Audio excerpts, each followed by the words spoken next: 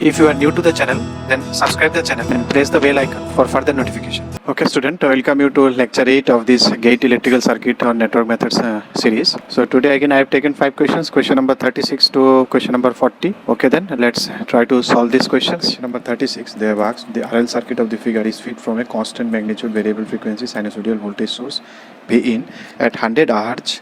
The R and L elements each have a voltage drop of URMS. If the frequency of the source is changed to 50 Hz, then the new voltage drop across R. Now what they are asking, at 100 Hz these have same voltage drop. So the current is flowing through them, same current. So at 100 Hz, if they are having same voltage drop, that means the reactance is equal to the reactance. Because the drop will be here I into R and here drop will be I into X. If both are equal and I is also equal, that means at 100 Hz your I should be equal to X. X at 100, sorry, R. Resistance is equal to reactance. Then obviously there will be angles will be different, but I am talking about the magnitude. Here you can feel also they are talking about the magnitude, because the angle will be always there is a difference. So because this is same, so R can be written as 2 pi f. F is 100, that is your X 100. So what will be X 50? X 50 will be equal to 2 pi into, instead of 100 it will be multiplied with 50. So that means nothing but it will be R by 2. So now you got these two. Now you see what is the drop URMS. So if I calculate the current I, so if you calculate your current I, then what is your I? I is equal to your V in divided by this R plus JXL or JX. Now at 100 Hz both are equal. So if they are equal, then what you can write, V in by R plus JR. Now if you take magnitude of this current I, and suppose you want to find the drop, so drop across the voltage VR, which is equal to URMS as per their given. So this multiplied by R, I am talking about only magnitude, that is given as URMS, which will imply that it is V in divided by, it will be nothing but root 2R, R plus R. If you take magnitude, under root R square plus under root R square, it will be 2R square, so root 2R multiplied by R, which is equal to your URMS. That means URMS that they have given is nothing but V in by root 2. Okay, let me calculate this much up to here. Now at 50 Hz let me go. So now in 50 Hz what will be the drop? That we need to calculate. So in 50 Hz it will be V in by R plus, now the X will be not equal to R. Now the X will be R by 2, because at 50 Hz it is half of R by 2. So it will be J R by 2 multiplied by R. Again if you take magnitude, so it will be V in by under root R square plus R by 2 whole square multiplied by R. So if you calculate R would get cancelled and you will have 2 upside, 2 will go up, and then it is root 5. So what you can do, instead of V in you can write it root 2 RMS. So root 2 URMS, from here I am writing root 2 URMS into 2 divided by root 5. Now 2 root 2 you can write 8, so root 8 by root 5 URMS.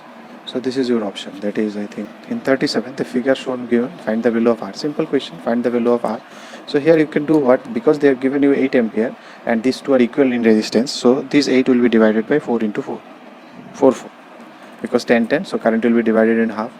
And now you can have this voltage, what will be the voltage of this one? 4 ampere is flowing through it, and it is 10 ohm resistance, so it is 40 volt. You can see it here. Now you can find the current through this voltage minus this voltage divided by R should be equal to 8, because the voltage across the R you are getting from both sides. Here it is 100 and here it is 40. So 100 minus 40, 100 minus 40 divided by R should be equal to 8 ampere. So if you solve it, it will be R equal to 60 by 8. Now come to 38. In 38, the circuit shown in figure is energized by a sinusoidal voltage source V1 at a frequency which causes resonance with the current I. Now if it is a resonance, now you can show it here also. If it is a resonance means your XL and XC get cancelled, circuit becomes purely resistive. Once the circuit becomes purely resistive, then your supply voltage and supply current, this is the supply voltage you are given, this is the current it is coming out of it. Because it is at resonance, which causes resonance means resistive, it will become purely resistive. So this V1 and I will be in phase. So you can say V1 and I here is in phase, here it is not in phase, V is here, I is here, V is here, I is here, it is not in phase. So obviously you can see option A is the answer, correct answer. So V1 and I should be in phase. And you can also feel, because I is here and V2 is this drop, because this get cancelled, this is also become resistance. So V1, V2 all will be in same phase. The difference will be V1 minus some drop, minus this drop will be equal to V2. So V1 minus some drop will be equal to V2.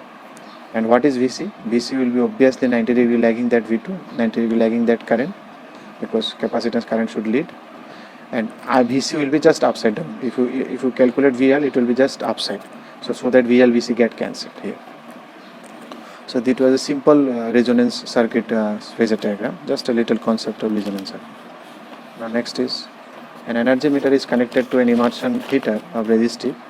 50 Hz phase needs 2.3 kilowatt. The heater removed from the supply, now connected to a 400 volt peak to peak square wave. What will be this one? Now if you calculate, power is given how much? 2.3 kilowatt hour in 1 hour. So energy is kilowatt hour, so power is 2.3 kilowatt. Then if you multiply 2.3 into 1, then it becomes kilowatt hour. 2.3 unit means 2.3 kilowatt hour. So power is 2.3 kilowatt hour. What will be the current? Voltage is given 230.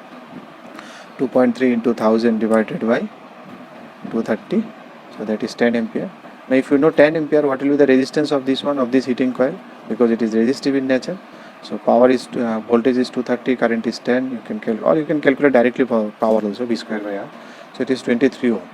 So once you have 23 ohm, now if you connect it to a square wave 400 to 400 peak to peak 400. So the peak is 200 volt.